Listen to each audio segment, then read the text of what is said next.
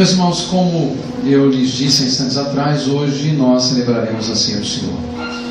E a minha intenção é, a partir de hoje, por ocasião das celebrações da Ceia do Senhor, fazer uma série de reflexões ligadas à Ceia do Senhor,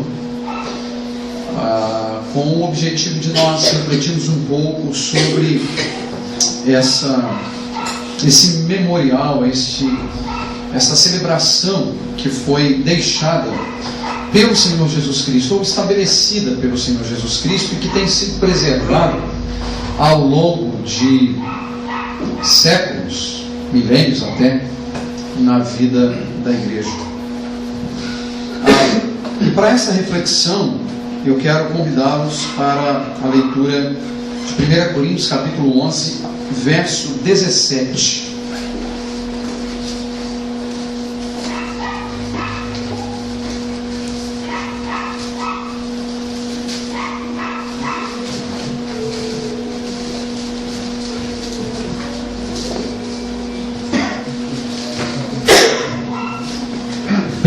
Coríntios, capítulo 11, versículo de número 17.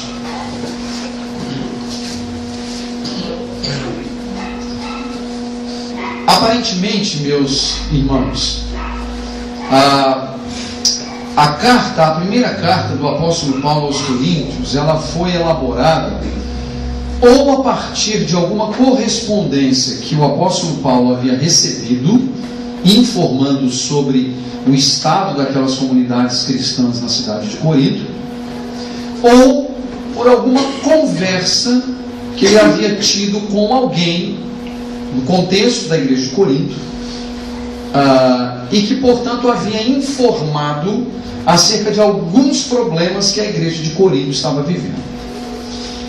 Como é que nós podemos chegar a essa conclusão?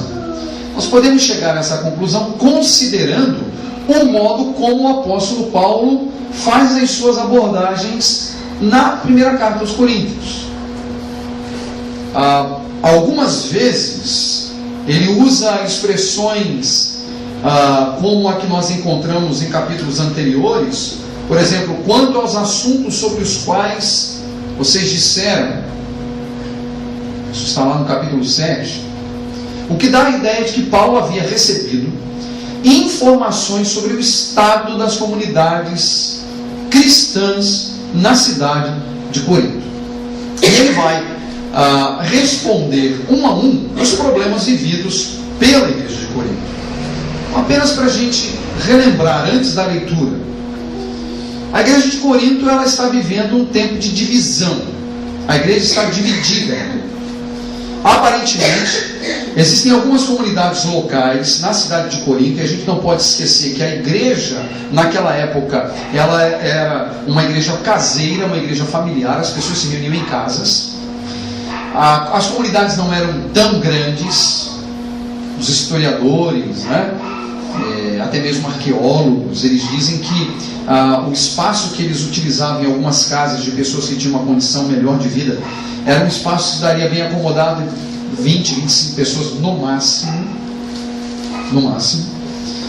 Eram formados por comunidades assim, em que aparentemente havia uma comunidade que se vinculava aos ensinos de Paulo, uma outra comunidade que se vinculava aos ensinos de Apolo, uma outra comunidade que se vinculava aos ensinos de Cefas ou de Pedro, e até havia uma comunidade que se dizia seguidora de Cristo, que eu tenho as minhas dúvidas.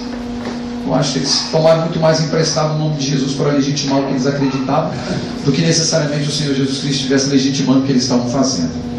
Mas o fato é que existem pelo menos 4 grupos, e a igreja de Corinto, as comunidades cristãs em Corinto estão na verdade, divididas.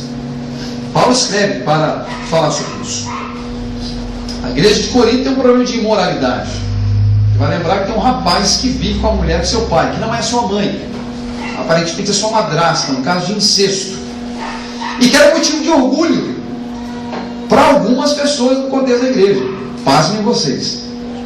Você lê o capítulo 5 de 1 Coríntios, tinha lá gente que de algum modo fazia alguma farra por ter na igreja um caso desse. Paulo escreve condenando esse tipo de coisa. Capítulo 7, Paulo vai trabalhar o contexto do casamento, a posição dos solteiros, a posição das viúvas e a posição das virgens. Havia alguma dúvida sobre isso ali também. Capítulo 8, Paulo vai escrever contra alguma atitude dos cristãos de comerem carne sacrificada aos ídolos, e o modo como as coisas estavam acontecendo lá. Pouco mais à frente, Paulo toca pela primeira vez no assunto da ceia do Senhor, isso lá no capítulo 10. Capítulo 11 ele dá algumas instruções sobre adoração e novamente toca no ponto da ceia do Senhor. Capítulo 12 ele vai falar sobre os dons espirituais, até o 14. Capítulo 15 o problema da ressurreição, tinha gente que não acreditava na ressurreição lá naquelas comunidades. E o capítulo 16 o problema das coletas, que é um problema também na igreja de Corinto. O texto que nós vamos ler, ele é o texto que inaugura uma abordagem um tanto mais aprofundada da ceia do Senhor. Isso porque no capítulo 10 ele já havia tocado nesse assunto. E o verso 17, que é o texto para essa noite, nos diz assim: entretanto, nisto que lhes vou dizer, não os elogio, pois as reuniões de vocês mais fazem mal do que bem.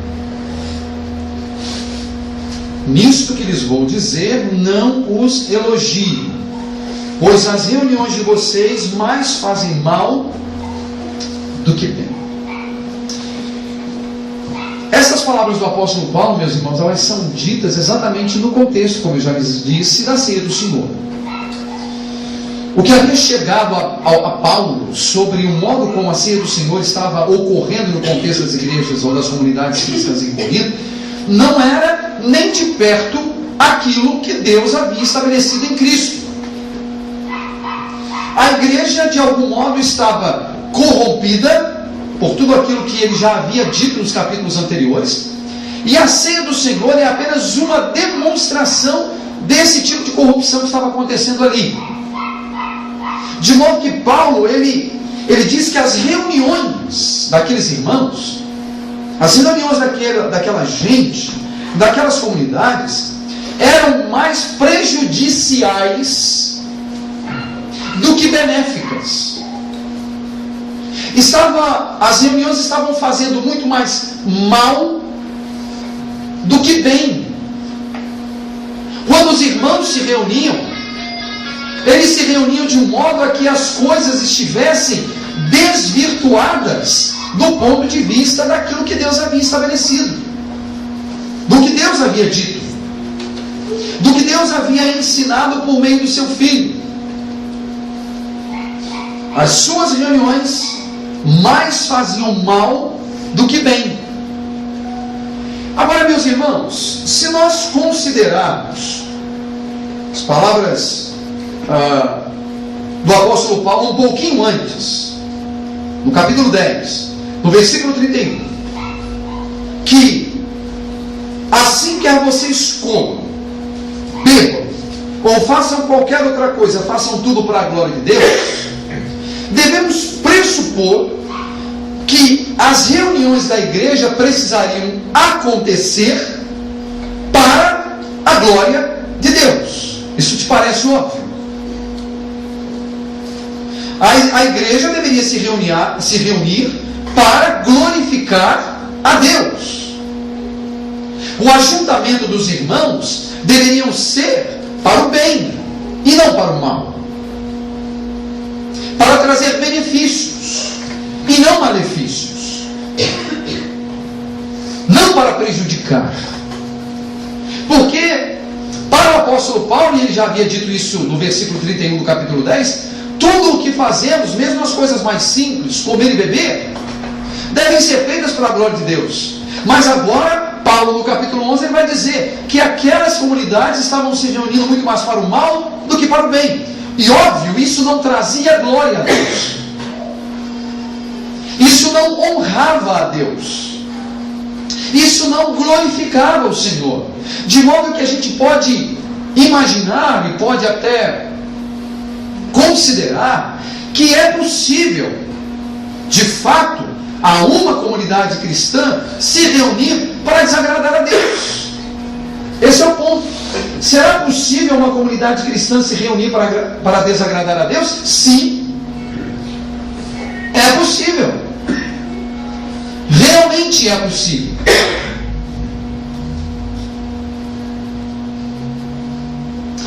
E a igreja de Corinto é a demonstração disso. Mas é extremamente significativo, meus irmãos, nós considerarmos que essa clara demonstração do estado da igreja só se revela por meio do elemento visível da ceia do Senhor. Paulo trata de inúmeros problemas daquelas comunidades, mas é aqui que ele vai deixar claro que as escolhas feitas por aquela comunidade eram escolhas que demonstravam que eles estavam corrompidos. E que as veredas que as comunidades cristãs haviam escolhido eram veredas que apenas revelavam o estado ruim em que se encontravam aquelas comunidades. Porque na sequência pode ser visto que Paulo vai tocar em diversos problemas resultantes de uma má compreensão do que era de fato o ajuntamento do povo de Deus. Ele vai deixar isso claro. E se você desejar, você pode dar alguma sequência na leitura depois, e você vai perceber isso. Que é através da ceia do Senhor que de algum modo é manifestado o estado de uma igreja. O estado de uma igreja. Ela revela alguma coisa. Ela revela alguma coisa. Ela revela divisões. Ela revela desconhecimento da verdade. Ela revela um marasmo espiritual. Ela revela elementos de vingança. Ela revela problemas relacionados ao orgulho. Ela revela uma série de problemas no meio de uma comunidade. Mas por que, meus irmãos, ela revela? Porque a ceia do Senhor, ela era muito mais do que nós supomos ser hoje. Eu gosto de uma citação encontrada numa obra de um alemão chamado Christian Schwarz. Ele tem uma obra chamada Casas que Transformam o Mundo. Uma determinada altura dos seus argumentos, um determinado capítulo da sua obra, ele está falando sobre a vida das comunidades cristãs primitivas, e ele fala sobre a ceia do Senhor. E ele diz uma frase que é muito significativa. Ele diz assim: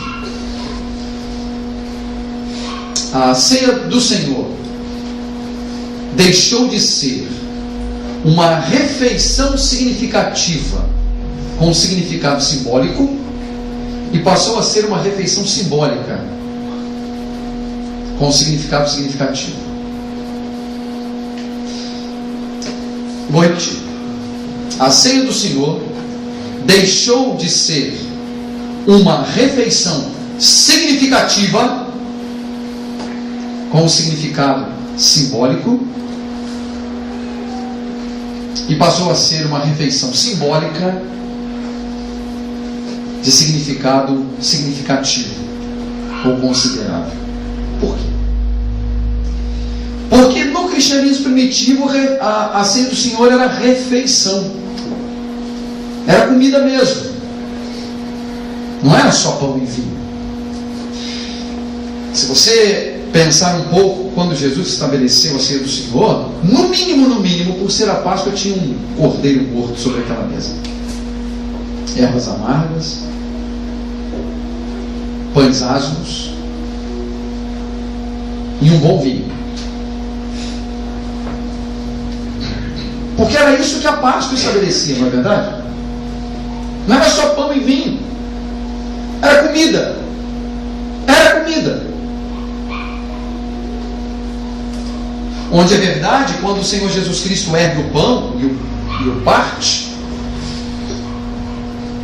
ele apenas, com o partir do pão, ele diz: sirvam-se. Porque na cultura judaica, o partir do pão era um anúncio público de que a ceia está aberta. E o cálice, ao final, fechava a ceia. Por isso que, e a gente não percebe isso na leitura, né? Porque a leitura é tão clara. Ele diz, e tendo partido o pão, comeram, depois de cear, a Bíblia diz isso, depois de cear, tomou o cálice e disse, este é o cálice da nova aliança, depois de cear. Notem que é depois que eles ceiam que ele ergue o cálice, ou que ele ergue o cálice. Porque o cálice era o fechamento, mas entre o partido do pão e o vinho a ser experimentado no final, tinha comida e abundância. Então, deixou de ser uma refeição significativa, com o significado simbólico da comunhão dos santos, que passou a ser uma refeição simbólica, pão e vinho, né? Cheio de significados, a ponto que o indivíduo é capaz de deixar de participar do pão e do vinho, porque eventualmente naquele dia ele discutiu com a esposa. E isso não tem fundamentação bíblica nenhuma. Porque a Bíblia diz, cada um considere-se a si mesmo, ou como diz o texto mais à frente, né? Examine-se o homem a si mesmo, e então coma. Ele não diz, examine-se, pois, o homem a si mesmo, dependendo de como tiver a situação, se come ou não. Examine-se, pois, o homem a si mesmo, e então coma. Porque tem gente que acha que se privar de comer o pão e beber o cálice vai amenizar a situação dele diante do pecado que ele cometeu. Meu irmão, minha irmã, se você é um daqueles que abaixa a cabecinha em sinal de piedade na hora que o pão e o cálice te é servido, por uma espiritualidade profunda da sua alma e do seu coração, porque naquele dia você discutiu com seu marido ou discutiu lá com a sua esposa, você está pecando contra Deus, porque a Bíblia diz, examine-se, então coma.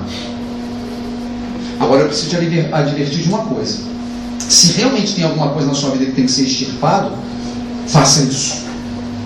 Mas não vai ser o fato de não comer e beber que você terá alibi diante de Deus, diante do seu pecado.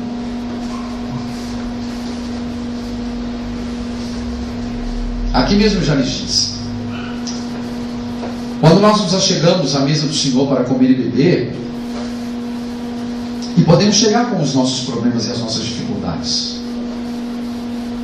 e participamos, nós podemos também assumir diante de Deus um compromisso. Sabe qual? De resolver o nosso problema no prazo de 30 dias, para que na próxima ceia do Senhor, aquilo que hoje me traz algum tipo de dificuldade, não me traga naquela ocasião. Porque na minha experiência cristã é impressionante. Eu conheci um homem que durante 7 anos ele nunca participou da ceia do Senhor, e aquilo ali me incomodou depois de 6 meses de ser pastor naquela igreja. E eu fui indagar por que aquele irmão, toda vez que ele servia um pão e o cálice, ele não participava.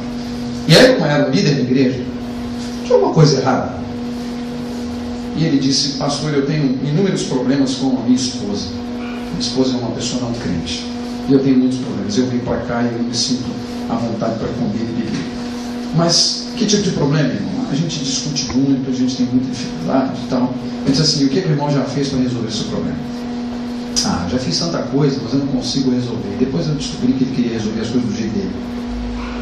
Ele não tinha a hombridade de ouvir a esposa. Eu disse, então resolve o seu problema, irmão. Pois ele preferiu passar os outros 6 anos e meio sem participar da ceia do Senhor do que resolver o problema com a esposa. Existe álibi para ele? Então coma, mas assuma diante de Deus o compromisso de resolver aquilo que é para você um impedimento hoje.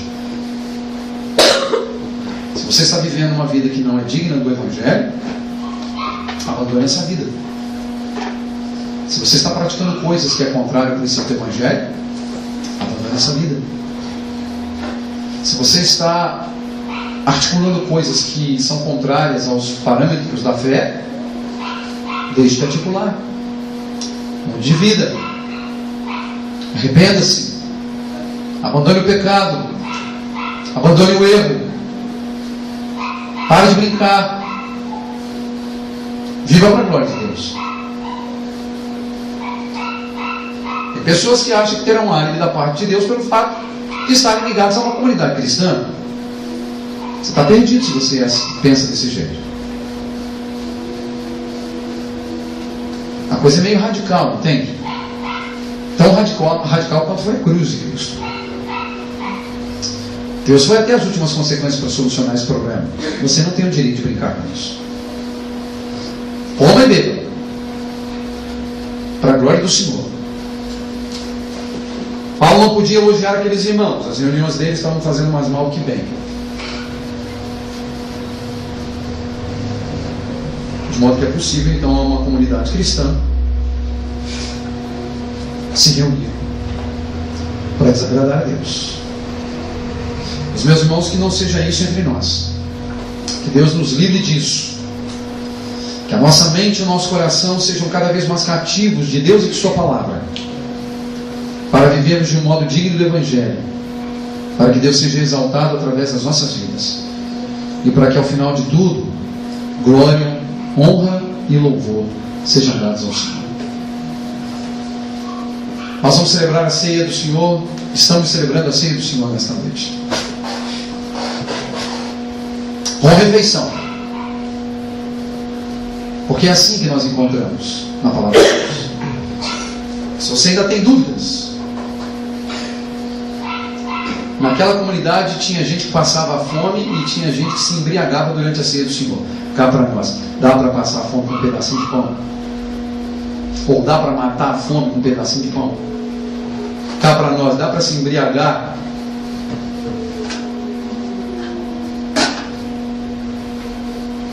com isso?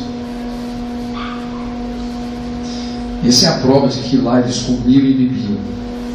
As comunidades cristãs primitivas comiam e bebiam, para a glória de Deus. Então era de fato uma refeição significativa com significado simbólico, e não o contrário, como passou. Só que eu reconheço, isso cabe muito bem para a gente aqui. A gente é pouco. Eu quero ver uma igreja de 1000 membros fazer isso. Eu duvido. Eu duvido. Eu duvido. Por uma razão também muito óbvia. Aparentemente Deus é muito mais glorificado. Notem, não quero ser radical na minha palavra, nem quero fazer disso cavalo de batalha, mas eu quero que você pense. Parece que Deus é muito mais glorificado em comunidades pequenas do que comunidades grandes. Porque são as comunidades grandes que nós ocultamos uma série de pecados que se perdem no meio da multidão. Não estou dizendo com isso que não haja boas igrejas grandes, entende? O que eu estou dizendo é que para o povo ser pastoreado é mais ou menos ter no máximo 100 ovelhas para poder dar conta, para ser pastoreado. O indivíduo que quer guru espiritual, ou o indivíduo que quer um apresentador de show business, ou mesmo um apresentador de shows, ele pode buscar diversas opções. Mas, meus irmãos, sabem onde é que nós vamos ser crentes de verdade? Naquele ambiente em que nós mostrarmos quem nós somos e todos nos conhecerem. Conhecerem as nossas virtudes, mas também conhecerem as nossas mazelas. E nem por isso sermos maiores ou melhores do que os outros, nem menores ou piores que os outros. Mas sermos pessoas que apoiam uns aos outros e ajudam uns aos outros a progredirem na fé, para que a glória seja dada ao Cordeiro. Então eu quero convidá-lo a comer conosco. Comer e beber. Se você ama Jesus, se o seu coração descansa no Senhor, eu quero convidá-lo a comer e beber conosco. Comer o pão, beber o cálice, mas partilhar a comida também. Porque, meus irmãos, para mim ceia não é só pão e vinho.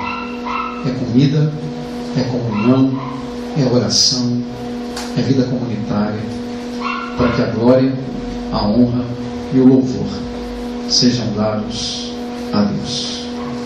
Você entende por que a igreja cristã primitiva perseverava no partir do pão e nas orações? Porque eles comiam juntos.